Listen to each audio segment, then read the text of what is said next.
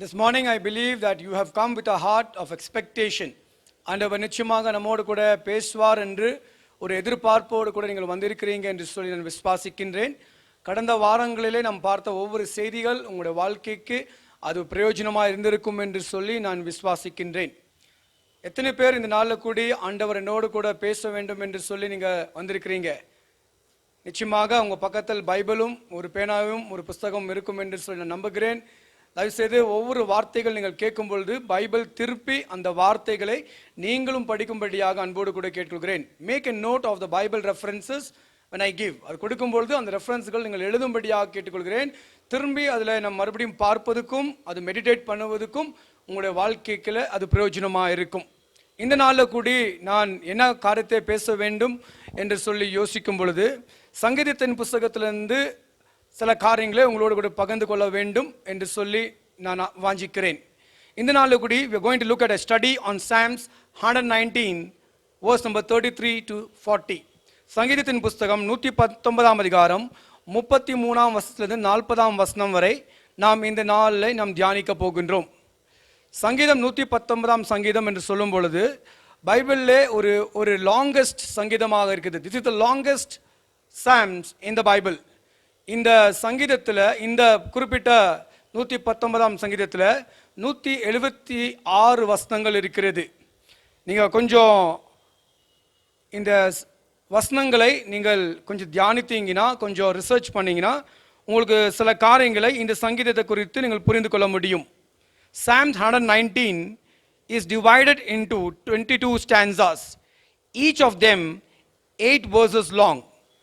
The 22 stanzas corresponds to the 22 letters of the Hebrew alphabet. ஒவ்வொரு வார்த்தைகளை நீங்கள் கவனமாக வாசிக்கும் பொழுது இந்த குறிப்பிட்ட இந்த சங்கீதம் 119ஆம் சங்கீதத்தில் அதிகமாக ஃபோக்கஸ் வந்துட்டு தேவனுடைய வார்த்தையாக இருக்கிறது. The focus of this particular psalm is the word of God. அதிகமாக கர்த்தருடைய வார்த்தைக்கு முக்கியத்துவத்தை கொடுத்திருக்கிறார்கள்.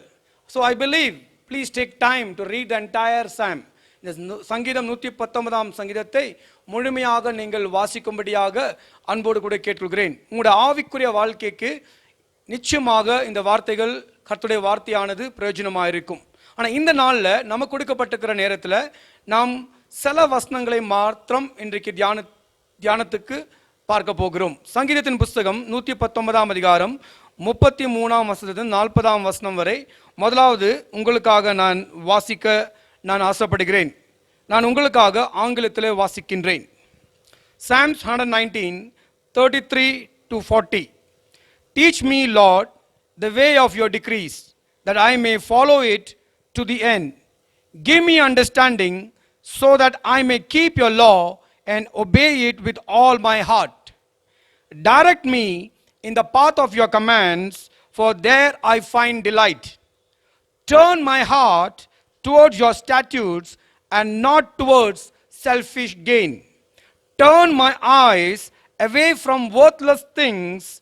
Preserve my life according to your word.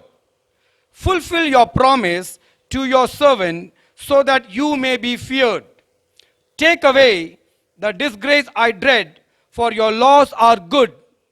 How I long for your precepts. In your righteousness, preserve my life. இந்த வசனத்தின் மூலமாக பரிசுத்த ஆவியானவர் நம்மோடு கூட இந்த நாளில் கூடி பேசுவார். எங்கள் விசுவாசிங்க, எதிர்பார்ப்போடு கூட அமர்ந்திருங்கள். கர்த்தருடைய வார்த்தை கவனமாக கேளுங்கள். ஆண்டவர் நிச்சயமாக நம்மோடு கூட இடைப்படுவார். இந்த சங்கீதத்தை நாம் வாசிக்கும் பொழுது, இந்த குறிப்பிட்டாக இந்த பகுதியை நாம் வாசிக்கும் பொழுது சங்கீதக்காரன் தேவனை நோக்கி செய்கின்ற ஒரு ஜெபமாக இருக்கிறது. இந்த நாட்களிலே எங்கே பார்த்தாலும், உலகம் எங்கும் பார்த்தாலும் ஜனங்கள் ஜெபித்துக் கொண்டிருக்கிறார்கள், குடும்பங்கள் ஜெபித்துக் கொண்டிருக்கிறது, திருச்சபைகள் ஜெபித்துக் கொண்டிருக்கிறார்கள். எல்லோருமாக அநேக ஜனங்கள் உலகம் எங்கும் நாம் பார்க்கும் பொழுது மெய்யான தேவனை தேடுகிற ஒரு காலகட்டமாக இருக்கிறது. அநேகர் ஜபங்களை செய்து கொண்டிருக்கிறார்கள். வேதத்தில் கூடி நாம் வாசிக்கும் பொழுது அநேக ஜனங்கள் தேவனை நோக்கி பண்ண ஜபங்களை நாம் வாசிக்க முடியும். நம்ம எல்லாருக்கும் அதிகமாக தெரியும், ஜபம் மிகவும் மிகவும் அவசியமாக இருக்கிறது. ஜபம் இல்லாத ஒரு வாழ்க்கை நம்முடைய வாழ்க்கையிலே அநேக தோல்விகளை கொண்டு வந்துவிடும் என்று சொல்லி தெளிவாக நாம் வேதத்திலிருந்து பார்க்க முடியும். இந்த நாள கூடி இந்த குறிப்பிட்ட சங்கீதக்காரன் தேவனை நோக்கி செய்த ஜபங்கள் தான் நாம் இப்பொழுது வாசித்தோம். இந்த நாள கூடி நாம் அநேக காரியங்களுக்காக நாம் ஜபிக்கின்றோம். நம்முடைய குடும்பத்துக்காக நாம் ஜபிக்கிறோம், நம்முடைய திருச்சபைக்காக நாம் ஜபிக்கிறோம், தேசத்துக்காக நாம் ஜபிக்கிறோம், தலைவர்களுக்காக நாம் ஜபிக்கிறோம், ஆண்டுடைய வருகைக்காக நாம் ஜபிக்கிறோம், எழுப்புதல்களுக்காக நாம் ஜபிக்கிறோம். ஜபங்கள் மிகவும் மிகவும் அவசியமாக இருக்கிறது. இந்த நாளில் நாம் மிக முக்கியமாக நமக்காக நாம் ஜபிக்கும் பொழுது நாம் எப்படி நாம் ஜபிக்க வேண்டும் என்று சொல்லி நாம் பார்க்க போகிறோம். நமக்காக நாம் ஜபிக்கும் பொழுது நாம் எப்படிப்பட்ட காரியங்களை வச்சு நாம் ஜபிக்க வேண்டும் என்று சொல்லி நாம் பார்க்க போகிறோம். 33ஆம் வசனத்தை நாம் படிப்போமாக. Teach me lord the way of your decrees. நாம் எப்படி ஜபிக்க வேண்டும் என்று சொன்னீங்கன்னா, முதலாவது நம்முடைய ஜபம் இருக்க வேண்டியது தேவனை நோக்கி நாம் சொல்ல வேண்டும், ஆண்டவரே எனக்கு கற்றுத்தாரும், ஆண்டவரே எனக்கு கற்றுத்தாரும். One of the greatest prayer that we can pray to the Lord is to teach me Lord. தேவனே எனக்கு கற்றுத்தாரும் என்ற ஒரு ஜபம் ஒரு பெரிய ஒரு ஜபமாக இருக்கிறது. எப்பொழுது ஆகிலும் நீங்கள் ஆண்டவரை பார்த்து, ஆண்டவரே எனக்கு ஜெபிக்க கற்றுத்தாரும் என்று சொல்லி நீங்கள் ஆண்டவரை பார்த்து கேட்டிருக்கிறீங்களா? வேதத்தில் நாம் பார்க்கும்போது அநேக ஜனங்கள் ஆண்டவரிடத்தில் சில காரியங்களை கற்றுக் கொடுக்க வேண்டும் என்று தேவனை நோக்கி ஜபித்திருக்கிறார்கள். சங்கீதம் 90ஆம் அதிகாரம் 12ஆம் வசனத்தை நீங்கள் வாசித்தீங்கன்னா, அந்த இடத்தில் மோசே ஆண்டவரை நோக்கி ஜபிக்கிறார். என்ன ஒரு ஜபம் செய்கிறார்? Teach me to number my days that we may attain a heart of wisdom. ஆண்டவரே நாட்களை எண்ணும்படி, எனக்கு கொடுத்துக்கிற நாட்களை எண்ணும்படியாக எனக்கு கற்றுத்தாரும். தேவனை நோக்கி மோசேயானவர் ஜபிக்கின்ற ஒரு ஜபம் சங்கீதத்தின் புஸ்தகத்தில் 90ஆம் அதிகாரம் 12ஆம் வசனத்தில் எழுதப்பட்டிருக்கிறது. புதிய ஏற்பாட்டிலே நாம் பார்க்கும் பொழுது இயேசு கிறிஸ்துவுடைய சீஷர்களும் ஒரு நாள் இயேசு கிறிஸ்துவை பார்த்து, ஆண்டவரே எங்களுக்கு ஜபிக்க கற்றுத்தாரும் என்று சொல்லி கேட்டுக்கொண்டார்கள். லூக்காவின் புஸ்தகம் 11ஆம் அதிகாரம் 1ஆம் வசனத்திலிருந்து 1ஆம் வசனத்தில் இந்த குறிப்பிட்ட ஜபத்தை நீங்க பார்க்க முடியும். நாம் தேவனை நோக்கி ஆண்டவரே எனக்கு கற்றுக் கொடுங்கள் என்று சொல்லி நாம் ஜபிக்கும் பொழுது கர்த்தர் நிச்சயமாக நமக்கு கற்றுக் கொடுக்கிற தேவனாயிருக்கிறார். இந்த நேரத்தில் உங்க வேத புஸ்தகத்தை சங்கீதம் 32ஆம் அதிகாரம் 8வது வசனத்தை நீங்கள் வாசிக்கும்படி கேட்டுக்கொள்கிறேன். Kindly turn your Bibles to Psalms 32 and verse number 8. அந்த இடத்தில் இப்படியாக எழுதப்பட்டிருக்கிறது. God says, I will instruct you and teach you in the way you should go. I will counsel you with my loving eye on you. நான் உனக்கு எந்த வழியில நீ நடக்க வேண்டும் என்று சொல்லி என் கண்களை வைத்து உன்னை வழி நடத்துவேன் என்று ஆண்டவர் சொல்லுகிறார். என் சகோதரனே, என் சகோதரியே, அதனால நாம் தேவனை பார்த்து நமக்காக ஜெபிக்கும் பொழுது ஆண்டவரை பார்த்து, ஆண்டவரே எனக்கு கற்றுத்தாங்க என்று சொல்லி நாம் ஆண்டவரை பார்த்து சொல்ல வேண்டும். Have a teachable attitude. Ask the Holy Spirit to teach you. பரிசுத்தாவினவர் உங்களுக்கு கற்றுக் கொடுக்க வேண்டும் என்று சொல்லி கேளுங்கள். வேதத்தை வாசிக்கிறீங்க, சில காரியங்கள் புரியாமல் போகிறது. அப்பொழுது ஆவியானவர்கிட்ட கேளுங்க, ஆண்டவரே இதோட அர்த்தத்தை எனக்கு புரியல, எனக்கு கற்றுக் கொடுங்கள் என்று சொல்லுங்கள். ஊழியத்தை செய்ய வாஞ்சிக்கிறீங்க, என்ன செய்யணும் என்று தெரியாமல் இருக்கிறீங்க, ஆண்டவர் இடத்தில் பார்த்து சொல்லுங்க, ஆண்டவரே எனக்கு கற்றுத்தாங்க, ஆண்டவரே நான் என்ன செய்ய வேண்டும் என்று சொல்லி கொடுங்க என்று சொல்லி ஆண்டவரை பார்த்து நாம் கேட்கும் பொழுது நிச்சயமாக கர்த்தர் நம்மை நடத்துகிற தேவனாய் இருக்கிறார்.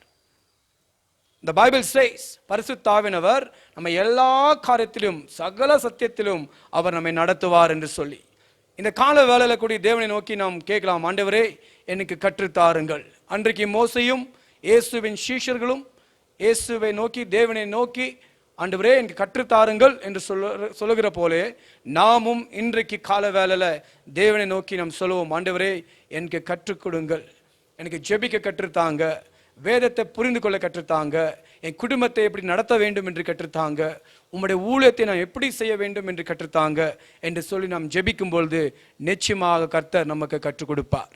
இரண்டாவதாக 34வது வசனத்தை நாம் வாசிப்போமாக. 119ஆம் அதிகாரம் 34வது வசனத்தை நீங்கள் வாசிக்கும்படியாக அன்போடு கூட கேட்டுக்கொள்கிறேன். Kindly keep your fingers on Psalms 119. turn to the verse number 34. Give me understanding so that I may keep your law and obey it with all my heart. இந்த வேளையில கூடி இரண்டாவதாக நாம் தேவனை பார்த்து கேட்க வேண்டும். Give me understanding. ஆண்டவரே, எனக்கு புரிந்து கொள்ளுகிற ஒரு கிருபை நீ கொடுக்கும்படியாக நான் ஜெபிக்கிறேன்.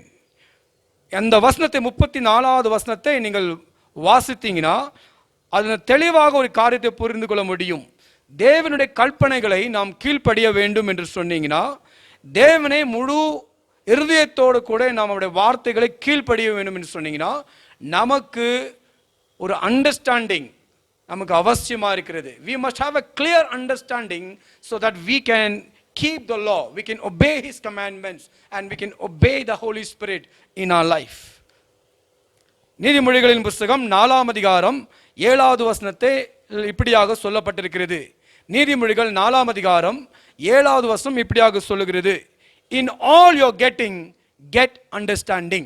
In all your getting, get understanding. ஆண்டவரிடத்தில் நாம் ஒரு காரியத்தை நாம் கேட்போம்னு சொன்னீங்கன்னா, அது ஆண்டவரிடத்தில் நாம் கேட்க வேண்டிய ஒரு காரியம். ஆண்டவரே, எனக்கு அண்டர்ஸ்டாண்டிங்கை கொடுங்க, எனக்கு ஞானத்தை கொடுங்க, எனக்கு அண்டர்ஸ்டாண்டிங்கை கொடுங்க என்று சொல்லி தேவனை பார்த்து நாம் கேட்க வேண்டியது அவசியமாக இருக்கிறது. How well we understand makes all the difference. How well we understand makes all the difference. ஒரு காரியத்தை சொல்லும் பொழுது எந்த அளவுக்கு நமக்கு புரிகிறது, அது பொறுத்து தான் அதோட ரிசல்ட் இருக்கும். ஒரு காரியம் நமக்கு புரியாமல் போய்விட்டால் நம்மளால சரியான காரியங்களை செய்ய முடியாது, சரியாக தீர்மானங்கள் எடுக்க முடியாது. நாம் சரியாக காரியங்களை புரிந்து கொள்ள வேண்டியது அவசியமாக இருக்கிறது. We all need understanding in many areas of our life. நம்ம ஒவ்வொருக்கும் அநேக காரியத்தில் ஒரு கிளியரான ஒரு அண்டர்ஸ்டாண்டிங் அவசியமாக இருக்கிறது. We need understanding in communication. We need understanding in relationship. We need understanding in our work, in our businesses. We need understanding in our ministry. We need understanding in all our learnings. அநேக காரியங்களில் நமக்கு ஒரு தெளிவு, ஒரு understanding அவசியமாக இருக்கிறது. The Bible says God is the source of all knowledge, understanding and wisdom. God is the source of all knowledge, understanding and wisdom. We need understanding of the times. நம்ம எப்படிப்பட்ட காலத்தில் நாம் வாழ்கிறோம் என்ற ஒரு அறிவு, ஒரு பகுத்தறிவு நமக்கு இருக்க வேண்டியது அவசியமாக இருக்கிறது. The Bible says the men of Issachar knew the times and they knew what to do. இசக்காரின் என்ற சந்ததியின் ஜனங்கள் எப்படிப்பட்ட காலகட்டத்தில் அவர்கள் வாழ்கிறார்கள் என்று அறிந்திருந்தார்கள். அது மாத்திரமல்ல, என்ன காரியங்களை அவர்கள் செய்ய வேண்டும் என்று சொல்லுகிற ஒரு அறிவு அவங்களுக்குள்ள இருந்தது. So we need understanding of the times we live in. எப்படிப்பட்ட காலத்தில் நாம் வாழ்கிறோம் என்று சொல்லுகிற ஒரு அறிவு நமக்கு அவசியமாக இருக்கிறது. எபேசியரின் புத்தகம் 5ஆம் அதிகாரம் 15-17 வசனத்தை நீங்கள் வாசித்தீங்கன்னா அங்கே எழுதப்பட்டிருக்கிறது, do not live as an unwise person. ஒரு அறிவில்லாத ஒரு மனுஷனை போல நாம் வாழக்கூடாது, அறிவுள்ள மனிதர்களை போல நாம் வாழ வேண்டும். அது மாத்திரமல்ல, நாட்கள் பொல்லாத இருக்கிறபடினாலே நாம் காலங்களை பிரயோஜனப்படுத்த வேண்டியது அவசியமாக இருக்கிறது. நீங்கள் தொடர்ந்து 17வது வசனத்தை வாசித்தீங்கன்னா வசனம் சொல்லுகிறது, understand what the Lord's will is. ஆண்டோட சித்தம் என்னது என்று அறிவு நமக்கு இருக்க வேண்டியது அவசியமாக இருக்கிறது. We must have a clear understanding about salvation. We must have a clear understanding about eternal life. We must have a clear understanding about who Jesus Christ is. இயேசு கிறிஸ்துவானவர் யார் என்று சொல்லி ஒரு அறிவு நமக்கு இருக்க வேண்டியது அவசியமாக இருக்கிறது. It is not enough to know Jesus as a teacher, as a prophet, as a good man, but he is the Lord, our தேவன். வானத்திலும் பூமியிலும் இயேசு என்ற நாமம் அல்லாமல் ரட்சிக்கப்பட வேற நாமம் கொடுக்கப்படவில்லை என்று வேதம் சொல்லுகிறது. He is our savior, he is our Lord, he is the word who became flesh. நமக்காக மாம்சத்தில் வந்து சிலுவையில் மரித்து இரத்தத்தை சிந்தி மரித்து 3ஆம் நாள் உயிரோடு எழுந்தின தேவன் தான் நாம் ஆராதிக்கின்ற இயேசு. இயேசுவை குறித்து சரியான ஒரு தெளிவு நமக்கு இருக்க வேண்டியது அவசியமாக இருக்கிறது. The difference between the wise virgins and the foolish virgins mentioned in the Bible is their understanding. Is their understanding. அந்த ஓமேல ஆண்டவர் சொல்லும் பொழுது 5 புத்தியுள்ள ஸ்திரீ எண்ணெயோடு கூட வந்தார்கள், 5 புத்தி இல்லாத ஸ்திரீயோ எண்ணெய் இல்லாமல் அவர்கள் வந்தார்கள். அந்த புத்தி உள்ள ஸ்திரீக்கு தெளிவான ஒரு அண்டர்ஸ்டாண்டிங் இருந்தது. நாம் எண்ணெய் எடுக்காமல் வந்தோம் என்று சொன்னீங்கன்னா வழியிலேயே எண்ணெய் முடிந்து விடும், எண்ணெய் முடிந்து போனால் நம்ம எண்ணெய் வாங்குவதற்கு வெளியே போக வேண்டும் என்று சொல்லுகிற ஒரு அண்டர்ஸ்டாண்டிங் அவங்களுக்கு இருந்தது. அதனால தான் அவங்க வரும்பொழுதே எண்ணெயை எடுத்து வந்தார்கள் என்று சொல்லி பார்க்கிறோம். அந்த கதையில நீங்க சரியாக ஒரு காரியத்தை புரிந்து கொள்ள முடியும். அண்டர்ஸ்டாண்டிங்கோடு கூட இருந்த ஜனங்கள் அவர்கள் காப்பாற்றப்பட்டார்கள், அவர்கள் ரட்சிக்கப்பட்டார்கள். அண்டர்ஸ்டாண்டிங் இல்லாமல் வாழ்ந்த அந்த கன்னிகைகள் கைவிடப்பட்டார்கள் என்று சொல்லி வேதம் தெளிவாக நமக்கு சொல்லுகிறது. ஸோ 33ஆம் வசனத்தில் நாம் ஜெபிக்கும் போது ஆண்டவரை பார்த்து நாம் ஜெபிக்க வேண்டும். Teach me Lord. 34ஆம் வசனத்தில் ஆண்டவர் இடத்துல நாம் ஜெபிக்கும் பொழுது நாம் ஆண்டவரை பார்த்து சொல்ல வேண்டும், லார்ட் கிவ் மீ அண்டர்ஸ்டாண்டிங். இப்பொழுது 3வது காரியத்துக்குள்ள கடந்து போவோம். 35ஆம் வசனம் சொல்லுகிறது, direct me in the path of your commands. Direct me in the path of your commands. ஆண்டவரை பார்த்து நாம் சொல்ல வேண்டும், ஆண்டவரே என்னுடைய வாழ்க்கையை உம்முடைய வார்த்தைக்கு நேராக நீ நடத்த வேண்டும், என்னுடைய வாழ்க்கையை உம்முடைய வார்த்தைக்கு நேராக நீ நடத்தும் என்று சொல்லி ஆண்டவரை பார்த்து நாம் ஜெபிக்க வேண்டும். சற்று நம்முடைய வாழ்க்கையை யோசித்து பார்ப்போம். நம்முடைய வாழ்க்கையானது தேவனுடைய வார்த்தைக்கு நேராக போகிறதா, ஆண்டோடைய வார்த்தை தான் நம்முடைய வாழ்க்கையிலே முக்கியமா இருக்கிறதா என்று சொல்லி யோசித்து பார்க்க வேண்டியது அவசியமா இருக்குது. சங்கீதக்காரம் 119ஆம் சங்கீதத்தில் 105வது வசனத்தில் நீங்கள் வாசித்தீங்கன்னா இப்படியாக சொல்லுகிறார், your word is a lamp to my feet, a light to my path. மறுபடியும் அந்த வசனத்தை வாசிக்கலாங்களா? சங்கீதம் 119ஆம் அதிகாரம் 105வது வசனம், your word is a lamp to my feet, a light to my path. வெளிச்சம் இல்லாவிட்டால் பாதை சரியாக பார்க்க முடியாது. Without light, you and me will never be able to see the path clearly. வெளிச்சம் ரொம்ப ரொம்ப அவசியமா இருக்கிறது. இந்த வசனம் சொல்லுகிறது, கர்த்தருடைய வார்த்தை தான் அந்த வெளிச்சம். கர்த்தருடைய வார்த்தை நம்ம எந்த திசையில எந்த டைரக்ஷன் நம்முடைய வாழ்க்கை நடத்த வேண்டும் என்று சொல்லி தெளிவாக நமக்கு சொல்லுகிறது. அதனாலே ஆண்டவரை பார்த்து நாம் சொல்ல வேண்டும், direct me in the path of your commands. ஆண்டவரே உம்முடைய வார்த்தைக்கு நேராக என்னுடைய வாழ்க்கையை நீ நடத்தும். இந்த உலகமோ இந்த உலகத்தின் கலாச்சாரமோ உலகத்தின் மற்ற காரியங்கள் நமக்கு ஸ்டாண்டர்டாக மாறக்கூடாது. தேவனுடைய வார்த்தை தான் நம்முடைய வாழ்க்கைக்கு ஸ்டாண்டர்டாக இருக்க வேண்டும். தேவனுடைய வார்த்தை என்ன சொல்லுகிறதோ அதன் பிரகாரமாக நம்முடைய வாழ்க்கையை நாம் நடத்த வேண்டும். தேவனுடைய வார்த்தை ஒரு காரியம் தப்பு என்று சொல்லும் பொழுது அது நமக்கு தப்பாக தான் இருக்க வேண்டும். தேவனுடைய வார்த்தையின்படி நாம் நடக்கும் பொழுது பெரிய ஜெயத்தையும் வெற்றியும் நம்முடைய வாழ்க்கையிலே நம்மளாலே பார்க்க முடியும். ஸோ ஆண்டவரை பார்த்து நாம் சொல்ல வேண்டும், Lord direct me, direct my life towards your commands. உங்களுடைய வார்த்தைக்கு நேராக என்னை நடத்தும் ஆண்டவரே என்று சொல்லி நாம் ஜெபிக்க வேண்டும். 4வதாக 36வது வசனத்தை நாம் வாசிக்கலாம். Turn my heart towards your statutes and not towards selfish gains. ஆண்டவரை பார்த்து நாம் சொல்ல வேண்டும், ஆண்டவரே என்னுடைய இருதயத்தை உமக்கு நேராக உம்முடைய வார்த்தைக்கு நேராக நீர் கொண்டு வாரும். Lord, turn my heart towards you, turn my heart towards your word. வேதத்தில் நீதிமொழிகளின் புத்தகம் 4ஆம் அதிகாரம் 24ஆம் வசனத்தை நீங்கள் வாசித்தீங்கன்னா அந்த இடத்தில் ஆண்டோடைய வார்த்தை தெளிவாக நமக்கு சொல்லிக் கொடுக்கிறது. எல்லா காட்டிலும் நம்முடைய இருதயத்தை எல்லா ஜாக்கிரதையோடு கூட நாம் பாதுகாக்க வேண்டும். The Bible says in Proverbs 4 and verse number 24, above all else, guard your heart. Guard your heart. Why should we guard our hearts? The word continues to say, for everything you do flows from it. நாம் செய்கிற ஒவ்வொரு காரியமும் நம்முடைய இருதயத்திலிருந்து தான் கடந்து வருகிறது என்று தேவனுடைய வார்த்தை தெளிவாக நமக்கு கற்றுக் கொடுக்குது. So we must ask God to turn our hearts towards God. நீங்கள் ஆதியாகமத்தின் புத்தகத்தில் 6ஆம் அதிகாரத்தை நீங்கள் வாசித்தீங்கன்னா தேவன் மனிதனை உண்டாக்கின கொஞ்ச காலத்தில் நம்ம பார்க்கும் பொழுது மனுஷனுடைய இருதயமானது பொல்லாத காரியங்கள் பின்னாலே கடந்து போனது, பொல்லாத காரியங்கள் செய்தார். தேவன் அதை பார்க்கும் பொழுது அவர் மனஸ்தாபப்பட்டு உலகத்தையே அழிக்க வேண்டும் என்று சொல்லி தேவன் தீர்மானித்தார். யோசித்து பாருங்க. The Bible says in Genesis chapter 6 verse 5 and 6, the thoughts of human heart was only evil all the time. The Lord regretted that he had made human beings on earth and his heart was deeply troubled. ஆண்டவர் மனஸ்தாபப்பட்டார் என்று சொல்லி நாம் பார்க்கிறோம். The heart of God was deeply troubled, the Bible says. நம்முடைய இதயத்தை எல்லாம் ஜாக்கிரதையோடு கூட நாம் பார்க்க வேண்டும். இன்னொரு வசனத்தை உங்களுக்காக நான் வாசிக்க நான் ஆசைப்படுகிறேன். 1 ராஜாக்களின் புஸ்தகம் 11ஆம் அதிகாரம் 4வது வசனத்தை நாம் வாசிக்கலாம். தயவு செய்து அந்த வசனத்தை என்னோடு கூட சேர்ந்து நீங்கள் வாசிக்கும்படி கேட்டுக்கொள்கிறேன். 1 ராஜாக்களின் புஸ்தகம் 11ஆம் அதிகாரம் 4வது வசனம். Kindly turn your Bibles to 1 Kings chapter 11 and verse number 4. இந்த இடத்தில் சாலோமோனை குறித்து வேதம் என்ன சொல்லுகிறது என்று சொல்லி நாம் பார்க்கலாம். சாலோமோன் தாவீதுக்கு பிறந்த மகன்.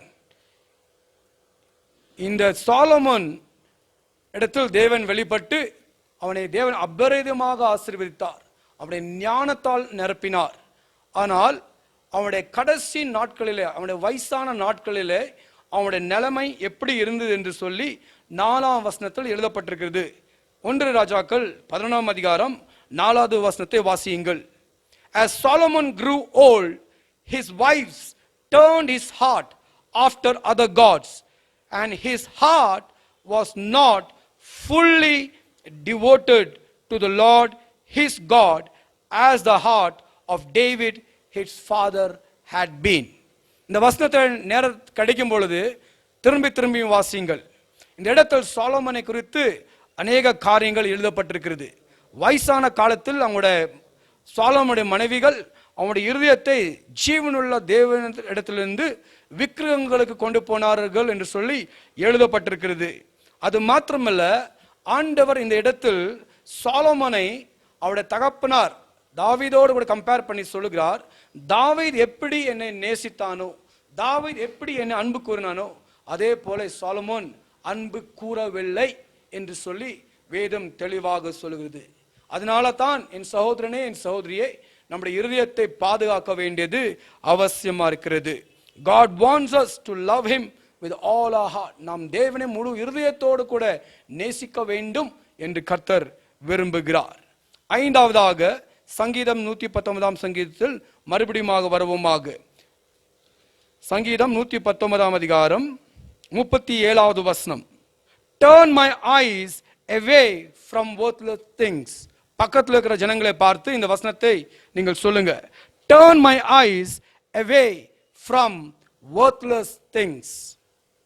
இந்த வசனத்தை நாம் வாசிக்கும் பொழுது ஆண்டவருடைய வார்த்தை நமக்கு தெளிவாக சொல்லுகிறது.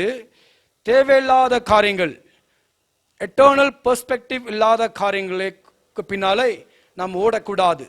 வேதம் தெளிவாக நமக்கு கற்றுக் கொடுக்கிறது. உலகத்தின் ஜனங்கள் உலகத்தின் காரியங்களுக்கு பின்பாக ஓடுவார்கள். அதுதான் அவங்களுக்கு வேண்டும், அதுக்கு பின்பாக அவர்கள் ஓடுவார்கள். ஆனால் நாம் இந்த உலகத்திலிருந்து பிரிக்கப்பட்டு பரலோகத்தின் காரியங்களை செய்வதற்காக, தேவனுடைய சித்தங்களை செய்வதற்காக நாம் தெரிந்து கொள்ளப்பட்டிருக்கிறோம். அதனாலே உலகத்தின் ஜனங்கள் உலகத்தின் காரியங்களுக்கு பின்பாக ஓடுகிறது போல நாம் ஓடக்கூடாது என்று சொல்லி தேவனுடைய வார்த்தை நமக்கு கற்றுக் கொடுக்கிறது. Turn my eyes away from worthless things. ஒவ்வொரு நாளும் நம்முடைய கண்களுக்காக ஜெபிக்க வேண்டியது அவசியமா இருக்கிறது. வேதம் தெளிவாக சொல்லுகிறது. இயேசு கிறிஸ்துவானவர் சொன்ன ஒரு காரியம், நம்முடைய கண் இருட்டா இருந்தால் நம்முடைய சரீரம் முழுமையா இருட்டா இருக்குமா? நம்முடைய கண் வெளிச்சமா இருந்தால் நம்முடைய சரீரம் முழுமையாக வெளிச்சமா இருக்குமா? நாம் சற்று யோசித்து பார்ப்போம். ஆதியாகத்தின் புஸ்தகத்திலிருந்து வெளிப்படுத்தின் புஸ்தகம் மட்டும் நாம் வாசிக்கும் பொழுது அநேக தேவனுடைய ஊழியக்காரர்களை குறித்து நாம் வாசிக்க முடியும். அவர்கள் எப்படியெல்லாம் வாழ்ந்தார்கள், அவர்கள் எப்படியெல்லாம் ஊழியங்கள் செய்தார்கள், அவங்க எந்த இடத்தில் தேவனை அவர்கள் மகிமைப்படுத்தினார்கள், எந்தெந்த இடங்களிலே அவர்கள் கீழே விழுந்து விட்டிருக்கிறார்கள் என்று சொல்லி நாம் பார்க்க முடியும். அநேக இடங்கள் நாம் பார்க்கும்பொழுது நம்முடைய கண்களால் காண்கிற காரியங்கள் நாம் கேர்ஃபுல்லாக இருக்க வேண்டும். What we see matters. What we see matters. உதாரணமாக லோத்துடைய வாழ்க்கையை நாம் சற்று பாருங்கள். லோத்தானவர் ஆபிரகாமோடு கூட இருந்த ஒரு மனிதன். ஒரு காலகட்டத்தில் லோத்தின் ஜனங்களுக்கும் ஆபிரகாமுடைய வேலைக்காரர்களுக்கும் ஒரு பிரச்சனை உண்டாகிறது. ஆபிரகாம் லோத்தின் இடத்தில் சொல்லுகிறார், நீ என்னை விட்டு பிரிந்து போக வேண்டும், உனக்கு எது இஷ்டமான இடமோ அதை நீ தெரிந்து கொள்ள முடியும், you can choose where you want to go, I will take the remaining part. ஒரு வேளை நீங்கள் யோசித்து பாருங்க, லோத் ஆனவர் இந்த லேண்டை பார்க்கும் பொழுது வேதம் சொல்லுகிறது, he looked at the land and the land looked like the garden of Eden. அவன் அவன் கண்களில் பார்த்தான், அது பார்த்த அவனுடைய கண்களுக்கு இனிமையா இருந்தது, நல்லா இருந்தது. அவன் கடந்து போனான். நடந்த சம்பவம் எல்லாருக்கும் நமக்கு தெரியும். அந்த பூமியானது தேவன் அக்கினினாலே சுற்றரித்தார் என்று சொல்லி நாம் பார்க்கிறோம். நம்முடைய கண்களை நாம் கேர்ஃபுல்லாக நாம் பார்க்க வேண்டும். கண்களை நாம் அபிஷேகிக்க வேண்டியது அவசியமாயிருக்கிறது. இன்னொரு மனுஷன் நம்ம பார்க்கிறோம், சிம்சோன் என்றப்பட்ட ஒரு தேவ மனிதன், தேவனால் தெரிந்து கொண்டப்பட்ட ஒரு பாத்திரம். அவனுடைய பிறக்கிறதுக்கு முன்னாலேயே தேவன் அவனை குறித்து பெரிதான திட்டங்களை வைத்திருந்தார். அவன் மூலியமாக கர்த்தர் இஸ்ரவேலுக்கு பெரிய பெரிய காரியங்கள் செய்ய வேண்டும் என்று சொல்லி ஆண்டவர் திட்டம் வைத்திருந்தார். ஆனால் சிம்சோனுடைய வாழ்க்கையை நாம் பார்க்கும் பொழுது அவன் அநேக நேரங்களிலே அவனுடைய கண்களினால் நடத்தப்பட்டான். அவன் கண்ணுகளுக்கு என்ன பிடித்ததோ அது எனக்கு வேண்டும் என்று சொல்லி அவன் பிடிவாதமா நின்றான். நடந்த சம்பவம் எல்லாருக்கும் தெரியும். கடைசியாக சிம்சோனுடைய வாழ்க்கையை பார்க்கும் பொழுது அவனுடைய வாழ்க்கையின் முடிவானது பயங்கரமா இருந்தது. எந்த கண்களால் அவன் பார்த்தானோ அதே கண்கள் பிடிக்கப்பட்டு அவனுடைய மரணம் ஒரு பயங்கரமான ஒரு மரணமாக இருந்தது. யோசித்து பார்ப்போமாக, இன்றைக்கு நம்முடைய கண்கள் எங்கே பார்த்து கொண்டிருக்கிறது? அதனால தான் நாம் ஜெபிக்க வேண்டும், ஆண்டவரே என் கண்கள் உம்மையே பார்க்கட்டும், என் கண்கள் உம்மையே பார்க்கட்டும். Turn my eyes away from worthless things. தேவையில்லாத காரியங்கள், இந்த உலகத்தின் டெம்பரவரியான காரியங்களை விட்டு நாம் பரலோக சிந்தை உள்ள ஜனங்களாக மாற வேண்டும். நம்முடைய கண்கள் தேவனை பார்க்க வேண்டும். நம்முடைய கண்கள் தேவனுக்கு பிரியமான காரியங்களை பார்க்க வேண்டியது அவசியமா இருக்கிறது. ஆறாவதாக 38வது வசனத்தை நாம் வாசிக்கலாம். இந்த இடத்தில் சங்கீதக்காரன் சொல்லுகிறார், fulfill your promise to your servant so that you may be feared. Fulfill your promise to your servant so that you may be feared. ஒரு காரியத்தை இந்த கால வேளையில் நான் சொல்ல ஆசைப்படுகிறேன். நம் தேவன் வாக்கு தத்தத்தை நிறைவேற்றுகிற தேவன். ஒரு காரியத்தை அவர் சொல்லிவிட்டால் அது நிச்சயமாக நம்முடைய வாழ்க்கையில் அவர் நிறைவேற்றுகிற தேவனா இருக்கிறார். God fulfilled his promise to Abraham. ஆபிரகாமுக்கு ஆண்டவர் சில ப்ராமிஸ்களை ஆண்டவர் செய்தார். அந்த எல்லா ப்ராமிஸ்களையும் ஆண்டவர் நிறைவேற்றினார் என்று சொல்லி நாம் பார்க்கிறோம். நம் தேவன் மாறாதவராக இருக்கிறார். நம் தேவனுக்கு ஒரு பேர் இருக்குது, அவர் ஆபிரகாமின் தேவனும் ஈசாக்கின் தேவனும் யாக்கோபின் தேவனுமா இருக்கிறார். அதோட அர்த்தம் God is faithful to his promise. ஏழாவதாக கடைசியாக 39ஆம் வசனத்துல சங்கீதக்காரன் ஆண்டவரை நோக்கி இப்படியாக ஜெபிக்கிறார், take away the disgrace that I fear. நான் பயப்படுகிற பயத்தை என்னை விட்டு நீங்கள் செய்யும் என்று சொல்லி ஆண்டவரை நோக்கி ஜபிக்கின்ற ஒரு ஜபத்தை நாம் பார்க்க முடியும். மனிதராகிய நமக்குள்ள எல்லாருக்குள்ளேயும் ஒரு பயம் இருக்கிறது. நம்ம எல்லாருக்குள்ளும் பயம் இருக்கு. யாருமே சொல்ல முடியாது நான் எதுக்குமே பயப்படுவதில்லை. இன்றைக்கு முழு உலகமே பயந்திருக்கிற ஒரு சூழ்நிலை. என்ன நடக்கும் என்று பயந்திருக்கிற சூழ்நிலை, நாளை எப்படி இருக்கும் என்று சொல்லி பயப்படுகிற ஒரு சூழ்நிலை. ஆனா கர்த்தரை பிள்ளைகளுக்கு கர்த்தர் சொல்லுகிற ஒரு வார்த்தை, நான் உனக்கு பயத்தின் ஆவி கொடுக்கவில்லை, நான் உனக்கு தைரியத்தின் ஆவியும் அன்பின் ஆவியும் தெளிந்த புத்தியும் நான் கொடுத்திருக்கிறேன். I have not given you the spirit of fear, but I have given you the spirit of power and love and self control. தேவன் நமக்கு தெளிந்த புத்தி கொடுத்திருக்கிறார். தேவன் நமக்கு தைரியத்தை தந்திருக்கிறார். சங்கீதக்காரன் தேவனை நோக்கி இப்படியாக சொல்லுகிறார், இந்த ஏழை கூப்பிட்டான், கர்த்தரின் ஜெபத்தை கேட்டு என்னுடைய எல்லாம் பயத்திலிருந்து என்னை விடுதலையாக்கினார். This poor man cried and the Lord heard and delivered him out of all his troubles. நம்முடைய எல்லாம் வேதனைகளுக்கும் பயத்துக்கும் ஆண்டவர் நம்மை விடுவிக்க வல்லமை உள்ள தேவனா இருக்கிறார். My friend, when God is for you, who can stand against you? தேவன் உனக்கு பக்கத்தில் நிற்கும் பொழுது உனக்கு விரோதமாக நிற்பவன் யார்? ஆண்டவர் உன்னோடு கூட இருக்கிறார். இந்த உலகத்தில் இருக்கிற எந்த காரியமும் உன்னை தொட முடியாது. எந்த வியாதி பலவீனங்களும் தொட முடியாது. எந்த கொரோனா வைரஸும் உன்னை தொட முடியாது. கர்த்தர் உன்னோடு கூட இருக்கிறார். இந்த நாளில் கூடி நாம் தியானித்த வார்த்தைகள் உங்களுக்கு பிரயோஜனமா இருக்கும் என்று சொல்லி நான் விசுவாசிக்கின்றேன்.